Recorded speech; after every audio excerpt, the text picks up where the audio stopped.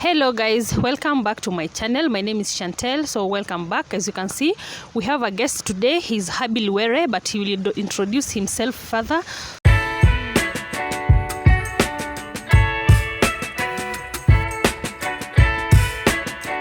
Yes, my names are HABIL WERE, an apostle of Jesus Christ, and I've been serving God as a man who is a polygamous. So I have an experience that women need to be understood, or else it's not that easy to live with someone whom you don't understand. So thank you very much for having me. Yeah, you're welcome. I'm happy. Yes. So how many wives do you have? I have two wives now. That is Jennifer and Florence. Okay.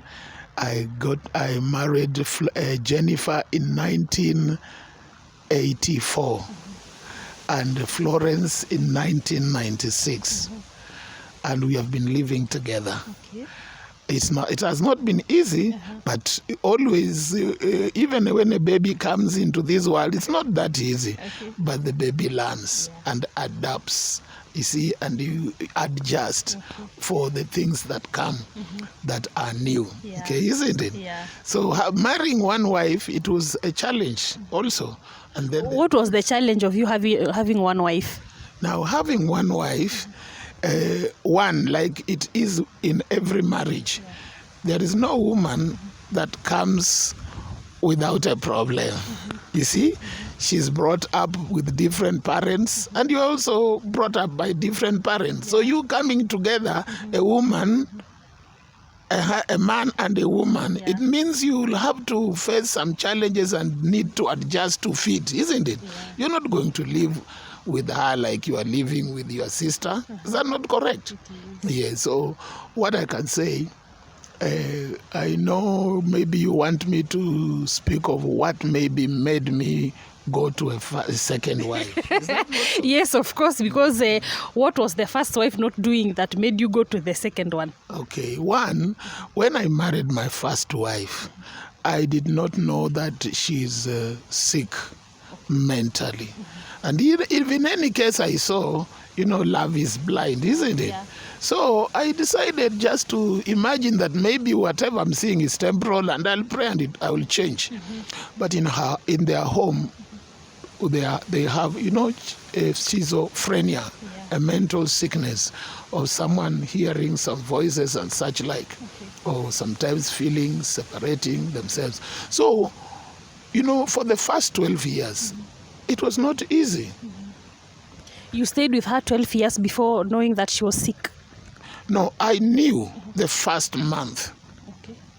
But it was too late for me to back off. Yeah, Some of us, when we love all through. We don't look back. So when I discovered, I thought I'll trust God and change will come. And now it's 38 years, change has not come. So I just decided to live with it until when God will choose to bring a change. God is a God of miracles, and behind every problem, He is hiding something good. We don't run away from problems. Yes. Later on, in 1996, I decided that now I need somebody to help me carry this cross. I love her, and anybody that would come should know that I love her and she's not going anywhere. Yeah. So I found Florence, who also understood that I need someone to help me. Okay. God gave Adam one helper, isn't it? Yeah. And if there is need be for another helper, because it depends if the need is there. So the need here was living with a sick woman was not easy, and I must love her to the end. So when another one would come, I had already purposed in my heart, she must know that she is coming to a place whereby there is a challenge. It's not easy. Of course, we've tried medical, like Madare twice, but we found out that we are better than those doctors who mix those even who are worse, who are walking naked. So we are better off being with her than any other person. Okay. Yes, as a husband, it's very good to understand that God has given you the mandate the parents don't have, friends don't have, that you lay down your life for the sake of your wife. So, if I may ask, did you consult her before bringing the second wife, or she was not in a position to answer such? Well, I didn't consult her, but she was expecting, saying, now, you see, my husband does not have a child with me, 12 years. Why can't you marry another one? Something like that. So in the process of talking like that, I found I have a room. But consulting her when you love somebody is not a very good advice, because the love is still young and it can be frustrated. So you protect, isn't it? You Okay. Protect love. And don't you think maybe if you brought her without the second wife, yeah?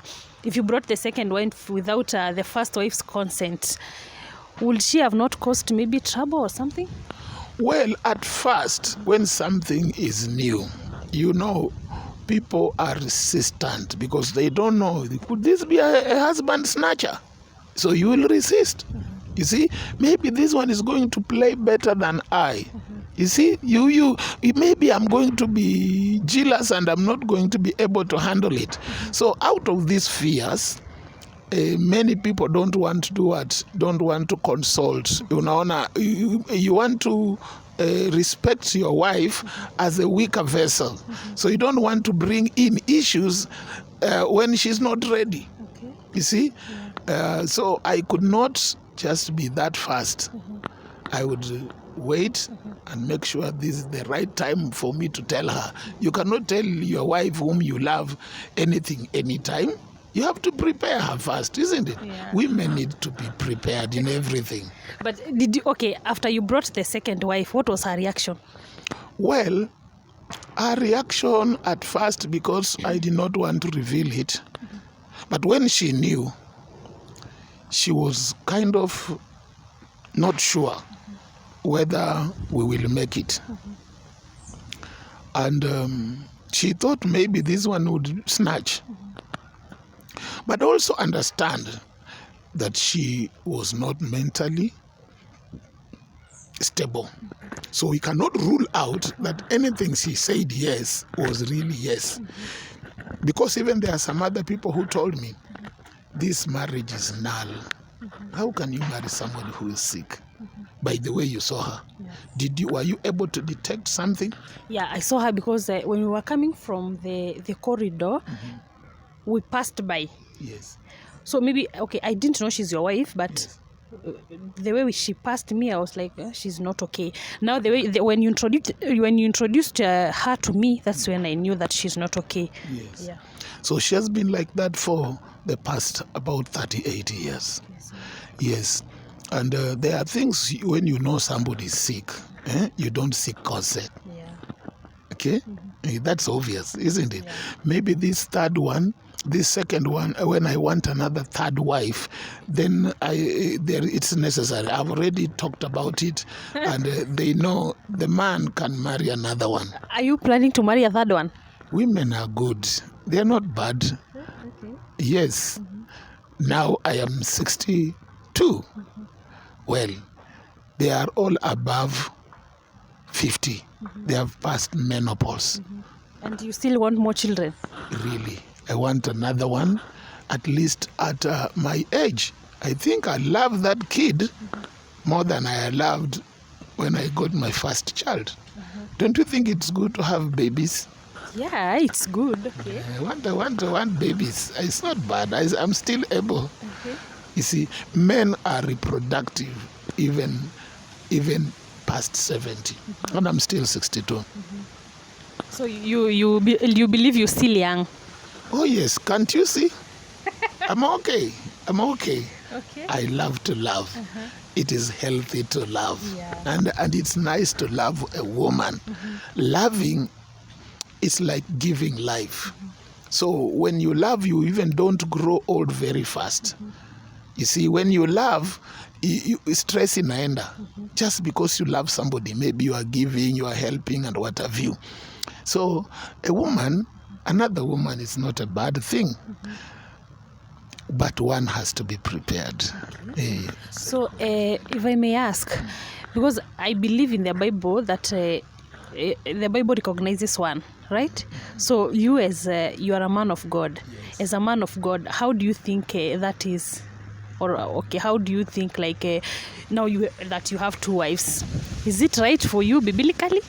Now, many people pick one scripture and they run with it to create a doctrine. I'm a man of God, and I have been made to know that you don't teach a doctrine from one witness. Now, Paul is the one who said, at first there's a place he said that priests, it's good to serve God when you are not married. And the Catholics ran away with that. But nobody else said so. Jesus, Peter, Isaiah never said so. And they took from one witness and they practiced it. Now there came Protestants, you see, who protested the stand of the Catholic system. And they said, now it's written somewhere, Paul said this, and the Catholics said, picked it. And now Paul, so the same Paul said, a bishop must be a man of one wife. You see, so the Protestants ran with it. And they did not even search the scriptures to see, has any prophet said so? Okay? Now, when they say a preacher should be a man of one wife, it is not valid unless another one says so. You cannot just say, Paul said, take a little wine. You see, that is only Paul alone. Or Paul circumcised so and so, so let us circumcise. No, there are things he did as per the environment, the situation, the culture of those people there. And there are things you don't, when you did when you are young, it does not mean when you are old you'll also do the same. So what is valid is for general consumption in all generations is what Paul has said and another one has said. So as per what I'm telling you, what Paul said about a preacher being a man of one wife, it is not valid for everybody. Now, you will find it has not been practical. Men are stronger, okay, than women. And if a woman, your wife, is not able to meet the demand you have, that means there is a problem. She needs to understand. Instead of saying, I don't want you to go out here, she needs to help you, bring another one to help you. Why? The demand is very high. Now, you mean your wife should help you bring another one in? That's how it's supposed to be. Because one, if I want daily, for instance, you know what I mean? Okay. And she's not able to meet the daily demand. You see? Yeah. It's not that women are not able, but they are weak. And we are strong, we men. The demand a man has is daily. And this relieves also stress. And a man who has conjugal rights every now and then lives longer. It is like a remedy for stress-free. Now, when a woman is not always able, maybe she's in periods, you cannot say she's not able. It's just because she was made that way, that in periods it is not healthy.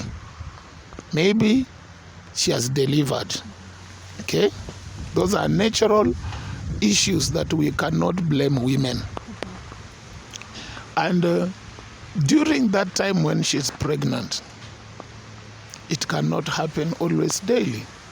Now, let me ask you, can't you understand, like as a man, are you not supposed to understand that maybe she's in this position, she's not able to satisfy you? Now, God understands that, but he has given me the body that is manufacturing these sperm cells. Are you comfortable when I say so? So me understanding, if God also was understanding that this situation I need to understand, then he should understand also and not make me continue producing the sperm cells on daily basis. So here also someone should understand that the reason why I cannot just understand is because God also does not understand that now my wife is pregnant, she's in periods, and the nature he gave me, the body, the system he gave me is still producing. Are you getting what I'm saying? So you don't have to say, oh, you should understand. Then why doesn't God understand? They should also understand that God who put those things in there, that at this time he should understand that they don't have anywhere else to go, because the woman is not in a position to respond. So are you understanding why man is polygamous by nature? By nature. Yes. So you believe even the Bible should accept polygamous? Not that the Bible should or God should, God accepts. You see, God at first gave Adam one wife. That one we understand. But since it was not a law or something that now it should not be otherwise, later on, the same God gave David more than one. 2 Corinthians chapter 12, if you study verse 1 to verse 8, you will find a place where God says, I gave you women to your bosom. And if they were not enough, I would have added. So God was not against polygamy. He had created man to become so from the beginning. It was already set that a time will come when man will add another and another. Okay? Because he created one woman, one man, one woman.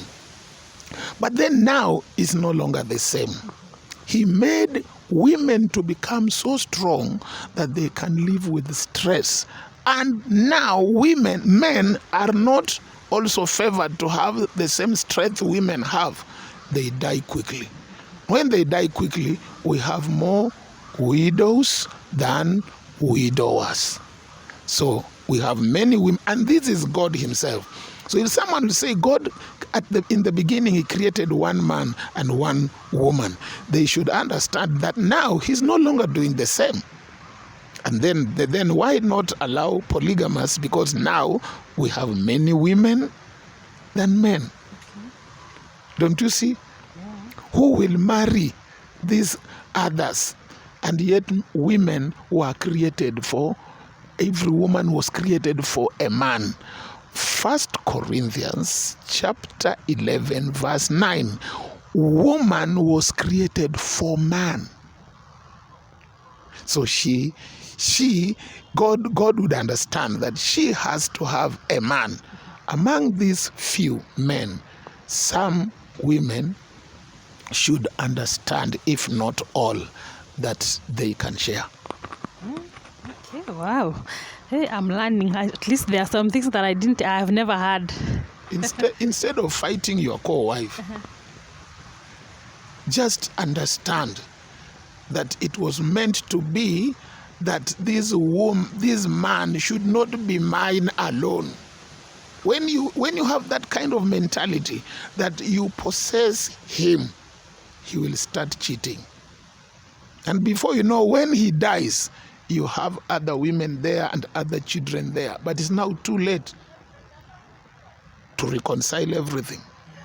Are you getting the point? So I teach people, be open while you are still alive. Because if you die, you will have left a problem with those people, with those women whom you related with.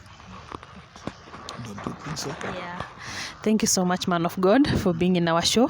We really appreciate your response.